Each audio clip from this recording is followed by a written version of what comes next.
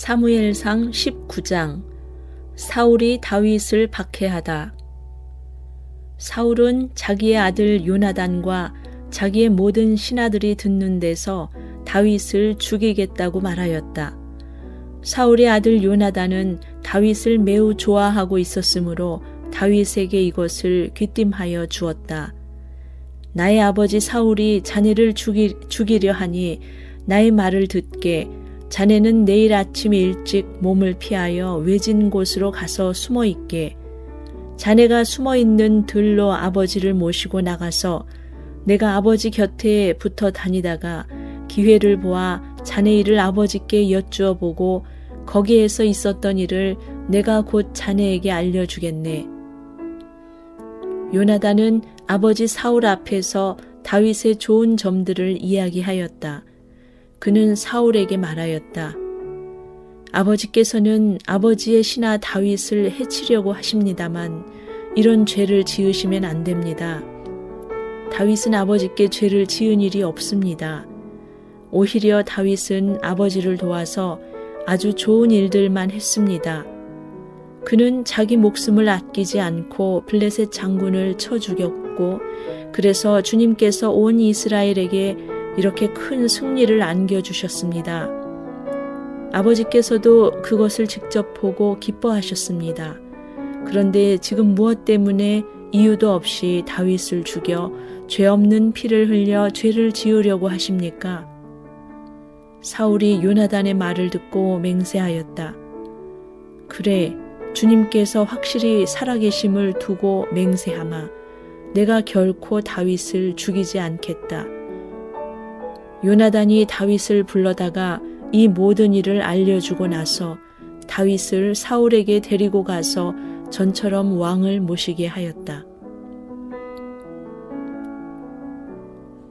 다윗이 죽을 고비를 넘다. 또 전쟁이 일어나니 다윗은 출전하여 블레셋 사람들과 싸웠다. 다윗이 그들을 쳐서 크게 무찌르니 블레셋 사람들이 다윗 앞에서 도망쳤다. 그런데 사울이 창을 들고 궁중에 앉아 있을 때에 주님께서 보내신 악한 영이 또 사울을 강하게 사로잡았다. 다윗이 수금을 타고 있는데 사울이 창으로 다윗을 벽에 박으려고 하였다. 다윗이 사울 앞에서 피하였으므로 창만 벽에 박혔다. 다윗은 도망하여 목숨을 건졌다. 바로 그날 밤에 사울이 다윗의 집으로 부하들을 보내어 그를 지키고 있다가 아침에 죽이라고 시켰다. 그러나 다윗의 아내 미갈이 그에게 당신은 오늘 밤에 피하지 않으면 내일 틀림없이 죽습니다 하고 경고하였다. 미갈이 다윗을 창문으로 내려보내니 다윗이 거기에서 달아나서 목숨을 건졌다. 한편 미갈은 집 안에 있는 우상을 가져다가 침대에 누이고 그 머리에는 염소털로 짠 망을 씌우고 그 몸에는 옷을 입혔다. 사울의 부하들이 다윗을 잡으러 오자 미갈은 남편이 병이 들어서 누워있다고 말하였다. 그러자 사울은 다윗이 정말 아픈지 확인하여 보라고 그 부하들을 다시 보내면서 자기가 직접 죽일 터이니 그를 침대째로 자기에게 들고 오라고 하였다. 부하들이 와서 보니 침대에는 집 안에 있던 우상이 누워 있었다. 머리에 염소털로 짠 망을 씌운 채 뉘어놓은 것이었다. 사울이 미갈에게 호통을 쳤다. 네가 왜 나를 속이고 원수가 빠져나가서 살아날 수 있게 하였느냐? 그러자 미갈은 다윗을 빠져나가지 못하게 하였다가는 다윗이 자기를 죽였을 것이라고 사울에게 대답하였다. 다윗은 그렇게 달아나서 살아난 다음에 라마로 사무엘을 찾아가서 그동안 사울이 자기에게 한 일을 모두 이야기하였다. 그러자 사무엘은 곧 다윗을 데리고 나요스로 가서 살았다.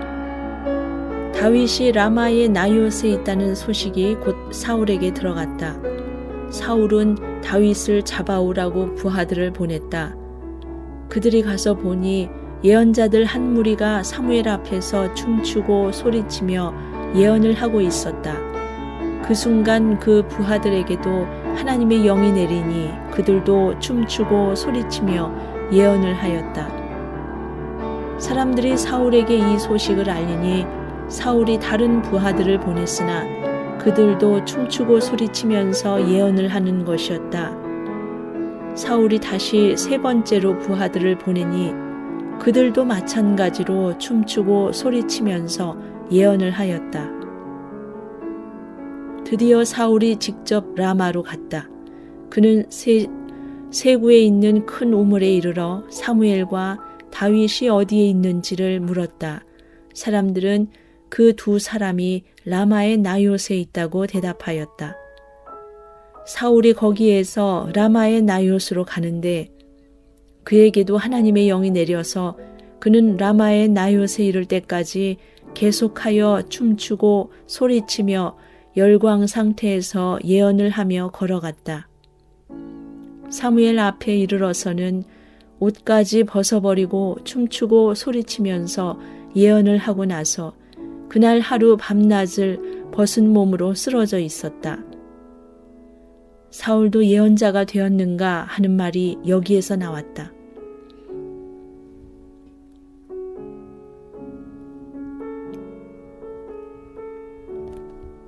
사무엘상 20장.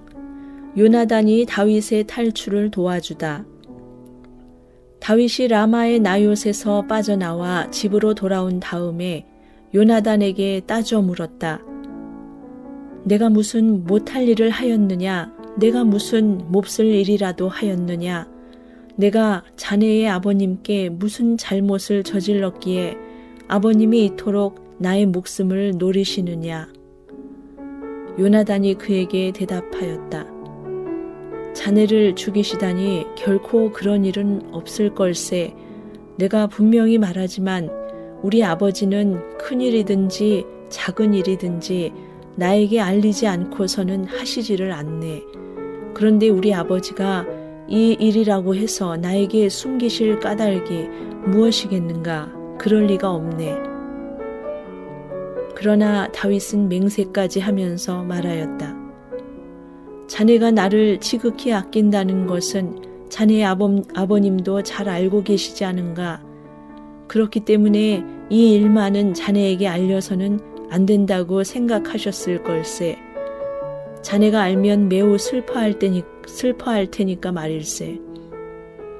주님께서 살아계시니 내가 자네에게 분명히 말하겠네. 나와 죽음 사이는 한 발짝밖에 되지 않네. 요나단이 다윗에게 제안하였다. 자네의 소원을 말해보게. 자네를 돕는 일이면 무엇이든지 하겠네. 다윗이 요나단에게 대답하였다. 내일은 초하루일세. 내가 임금님과 함께 앉아서 식사를 해야 하는 날일세. 그러나 내가 외출을 할 수 있도록 주선하여 주게. 나가서 모레 저녁 때까지 들녘에 숨어 있겠네. 그랬다가 만일 자네의 아버님이 내가 왜 안 보이느냐고 물으시거든. 그때 자네는 내가 우리 고향 베들레헴으로 가서 온 가족과 함께 거기에서 매년제를 드릴 때가 되어 급히 가보아야 한다고 말미를 달라고 해서 허락해 주었다고 말씀드려 주게. 그때의 자네의 아버님이 잘했다고 말씀하시면 나에게 아무런 화가 미치지 않겠지만 자네의 아버님이 화를 내시면 나를 해치려고 결심하신 것으로 알겠네. 자네는 이미 주님 앞에서 나와 가까운 친구로 지내기로 굳게 약속하였으니 나에게 친구의 의리를 꼭 지켜주게. 그러나 나에게 무슨 허물이 있다면 자네가 직접 나를 죽이게. 나를 자네의 아버님께로 데려갈 까닭이 없지 않은가? 요나단이 대답하였다. 결코 그런 일은 없을 걸세. 우리 아버지가 자네를 해치려는 결심을 한 줄을 알고서야 내가 어찌 그것을 자네에게 곧 알려주지 않겠는가? 그러나 다윗은 요나단에게 물었다. 혹시 자네의 아버님이 자네에게 화를 내면서 대답하시면 누가 그것을 나에게 알려주겠는가? 요나단이 다윗에게 말하였다. 자, 가세, 들러나가세. 둘은 함께 들러나갔다. 요나단이 다윗에게 약속하였다. 주 이스라엘의 하나님이 우리의 증인이시네. 내가 내일이나 모레 이맘때에 아버지의 뜻을 살펴보고 자네에게 대하여 좋게 생각하신다면 사람을 보내어 알리겠네. 아버지가 자네를 해치려 한다는 것을 내가 알고도 그것을 자네에게 알리지 않아서 자네가 안전하게 피신하지 못하게 된다면 주님께서 이 요나단에게 무슨 벌을 내리셔도 달게 받겠네. 주님께서 나의 아버지와 함께 계셨던 것처럼 자네와도 함께 계시기를 바라네. 그 대신 내가 살아있는 동안은 내가 주님의 인자하심을 누리며 살 수 있게 해주게. 내가 죽은 다음에라도 주님께서 자네 다윗의 원수들을 이 세상에서 다 없애버리시는 날에라도 나의 집안과 의리를 끊지 말고 지켜주게. 그런 다음에 요나단은 다윗의 집안과 언약을 맺고 말하였다. 주님께서 다윗의 원수들에게 보복하여 주시기를 바라네. 요나단은 다윗을 제 몸처럼 아끼는 터라 다윗에게 다시 맹세하였다. 요나단이 다윗에게 약속하였다. 내일은 초하루니 아버지가 자네의 자리가 빈 것을 보시면 틀림없이 자네가 왜 자리를 비웠는지 물으실 걸세. 모레까지 기다리다가 저번 일이 있었을 때에 숨었던 그곳으로 내려가서 에셀 바위 곁에 숨어 있게. 그러면 내가 연습 삼아 어떤 표적을 놓고 활을 쏘는 것처럼 그 바위 곁으로 화살을 3번 쏘겠네. 그런 다음에 내가 데리고 있는 종을 보내어 그 화살을 다 찾아오라고 말하겠네. 그때에 내가 그 종에게 큰 소리로 너무 멀리 갔다. 이쪽으로 오면서 다 주워 오너라 하고 말하면 주님께서 살아계심을 걸고 맹세하겠네. 자네에게는 아무 일도 없을 것이니 안심하고 나오게. 그러나 내가 그 종에게 아직 더 가야 된다. 화살은 더 먼 곳에 있다 하고 말하면 주님께서 자네를 멀리 보내시는 것이니 떠나가게. 오직 우리가 함께 약속한 말에 대해서는 주님께서 길이길이 자네와 나 사이에 증인이 되실 걸세. 이리하여 다윗은 들녘에 숨어 있었다. 초하루가 되었을 때에 왕이 식사를 하려고 식탁에 앉았다. 왕이 언제나 하듯이 벽을 등진 자리에 앉자 요나단이 왕의 맞은쪽에 앉았고 아브넬은 사울 곁에 앉았다. 다윗의 자리는 비어 있었다. 그런데도 그날은 사울이 아무 말도 하지 않았다. 사울은 다윗에게 뜻하지 않은 일이 생겨 몸이 부정을 타서 아직 깨끗하여지지 않았는가 하고 생각하였다. 그런데 초하루가 지난 다음 날, 곧 그 이튿날에도 다윗의 자리가 여전히 비어 있는 것을 보고 사울이 자기 아들 요나단에게 물었다. 어째서 이새의 아들이 어제도 오늘도 식사하러 나오지 않느냐? 요나단이 사울에게 대답하였다. 다윗이 저에게 베들레헴에 다녀올 수 있도록 허락하여 달라고 간곡히 요청하였습니다. 자기 집안이 베들레헴 성읍에서 제사를 드리는데 자기 형이 다녀가라고 했다고 하면서 제가 자기를 아낀다면 자기 형을 만나게 해달라고 저에게 간청을 하였습니다. 그래서 그가 지금 임금님의 식탁에 나오지 못하였습니다. 사울이 요나단에게 화를 내면서 소리쳤다. 이 패역무도한 계집의 자식아, 네가 이새의 아들과 단짝이 된 것을 내가 모를 줄 알았더냐. 그런 녀석과 단짝이 되다니 너에게도 부끄러운 일이고 너를 낳은 네 어미를 발가벗기는 망신이 될 뿐이다. 이새의 아들이 이 세상에 살아있는 한은 너도 안전하지 못하고 너의 나라도 안전하지 못할 줄 알아라. 빨리 가서 그 녀석을 당장에 끌어오너라. 그 녀석은 죽어야 마땅하다. 요나단이 자기 아버지 사울에게 그가 무슨 못할 일을 하였기에 죽어야 합니까? 하고 항의하니 그 순간 사울이 요나단을 찔러 죽이려고 창을 뽑아 겨냥하였다. 그제서야 요나단은 자기 아버지가 다윗을 죽이려고 단단히 벼르고 있다는 것을 알아차렸다. 요나단도 화가 치밀어 식탁에서 일어섰다. 그리고 요나단은 자기 아버지가 다윗을 모욕한 것이 가슴 아파서 그달의 이틀째가 되던 그날은 하루 종일 아무것도 먹지 않았다.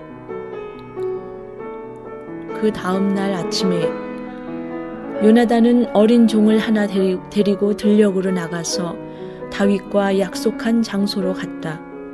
거기에서 요나단은 자기가 데리고 온 어린 종에게 너는 막 달려가서 내가 지금 쏘는 화살을 주워오너라 하고 시켰다. 어린 종이 달려가자 요나단은 그의 머리 위로 화살을 쏘았다.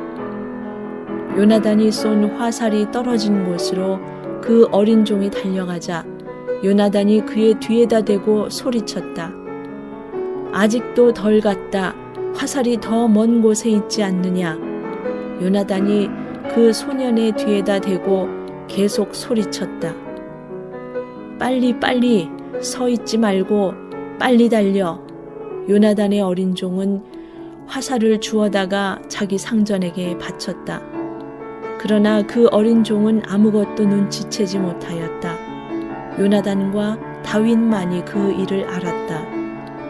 그런 다음에 요나단은 데리고 왔던 그 어린 종에게 자기의 무기를 주면서 그것을 들고 성읍 안으로 들어가라고 말하였다. 그 어린 종이 성읍 안으로 들어가니 다윗이 그 숨어있던 바위 곁에서 일어나 얼굴을 땅에 대면서 3번 큰 절을 하였다.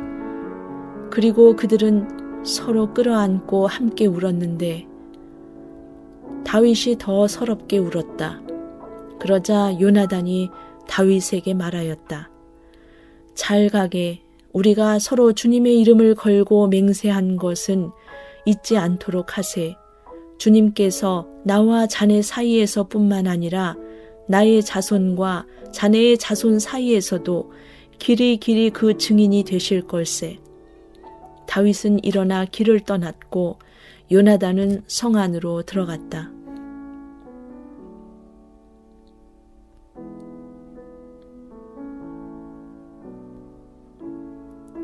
사무엘상 21장 다윗이 사울을 피하여 도망가다. 다윗은 노브로 가서 제사장 아히멜렉에게 이르렀다. 아히멜렉이 떨면서 나와서 다윗을 맞으며 물었다. 동행자도 없이 어떻게 혼자 오셨습니까? 다윗이 제사장 아히멜렉에게 대답하였다. 나는 임금님의 명령을 띠고 길을 떠났습니다. 임금님이 나에게 임무를 맡기면서 부탁하시기를 나에게 맡기신 임무를 어느 누구에게도 알리지 말라고 하셨습니다. 그래서 부하들과는 약속된 곳에서 만나기로 하였습니다. 그런데 지금 제사장님이 혹시 무엇이든 가까이 가지신 것이 좀 없습니까? 빵 5덩이가 있으면 저에게 주십시오. 그렇게 안 되면 있는 대로라도 주십시오. 그러자 제사장이 다윗에게 말하였다. 지금 보통 빵은 내게 없고 있는 것은 거룩한 빵뿐입니다. 그 젊은이들이 여자만 가까이 하지 않았다면 줄 수가 있습니다. 다윗이 제사장에게 말하였다. 원정길에 오를 때에 늘 그렇게 하듯이 이번에도 우리는 2-3일 전부터 여자와 가까이 하지 않았습니다. 비록 이번 출정이 보통의 사명을 띤 길이기는 하지만 제가 출정할 때에 이미 부하들의 몸은 정결했습니다. 그러니 오늘쯤은 그들의 몸이 얼마나 더 정결하겠습니까? 제사장은 그에게 거룩한 빵을 주었다. 주님 앞에 차려놓은 빵 말고는 다른 빵이 더 없었기 때문이다. 그 빵은 새로 만든 뜨거운 빵을 차려놓으면서 주님 앞에서 물려낸 것이었다. 그런데 바로 그날 사울의 신하 가운데 한 사람이 그곳에 있었는데 그는 주님 앞에서 하여야 할 일이 있어서 거기에 머물러 있었다. 그의 이름은 도액인데 에돔 사람으로서 사울의 목자 가운데서 우두머리였다. 다윗이 아히멜렉에게 또 한 가지를 물었다. 제사장님은 지금 혹시 창이나 칼을 가지고 계신 것이 없습니까? 저는 임금님의 명령이 너무도 급하여서 나의 칼이나 무기를 가져오지 못했습니다.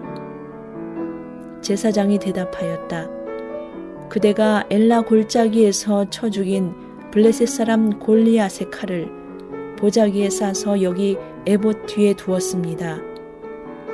여기에 이것 말고는 다른 칼이 없으니 이 칼을 가지고 싶으면 가지십시오. 다윗이 말하였다. 그만한 것이 어디에 또 있겠습니까? 그것을 나에게 주십시오.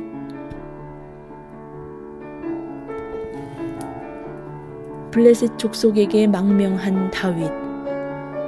다윗이 거기를 떠나 그날로 사울에게서 도망하여 가드왕 아기스에게로 갔다.